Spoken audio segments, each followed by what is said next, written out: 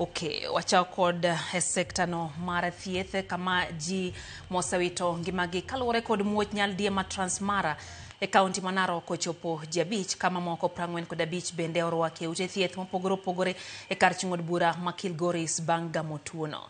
Kaluwore kod jotuo morwaki e od thieth ma Transmara West nyo gibedo kod ambululu mager kendo chuno mondo mi ring kodgi e ute mag thieth. Crispin Otieno nitiere kod ler kayo e kaunti ma Kisii. Odiochieng' achiel bang' ripot wuok ni tuo nyaldiema omuoch Transmara West kod Transmara South, achiedh nade medo donjo ne oganda mawuok e alworani bang' kwan mar ji ma otho medore nyaka ji 5 kachop kawuono wuok tich. Hospital mar Transmara West ema koro obedo kar temo reso jotuo ma medo yudo midhiero mar tuono. E hospitandni, jotuo itemo resi kochakre e nyithindo, mine kod wuone, ka moro keto geno mar yudo nafu bang' gamo tuono mar nyaldiema.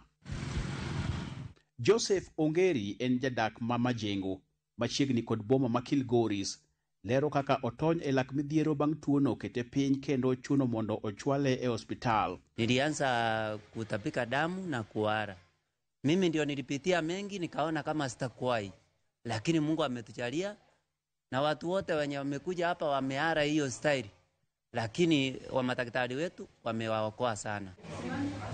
Machiegni gi Ongeri wayudo Alex Lemayan mabende medo yudo resruok bang' gamo tuono ka ene gweng' Mashankoe. Tumbo ilianza kunisumbua sana. Nikaanza tu kutoka nje, nikajipata na hara tu kuhara. The patients presented with a very watery, whitish, some greenish diarrhea and severe vomiting. Several patients came into shock. Kaluwore gi midhiero no, sirikal mar kaunti ma Narok ooro apisas mag thieth mondo tudre gi mag sirikal mamalo mondo gitim nonro ewi muoch mar tuono. Tumekuwa na admissions, watu ambayo wameweza kulazwa katika hii hospitali mpaka wa saa hizi 45.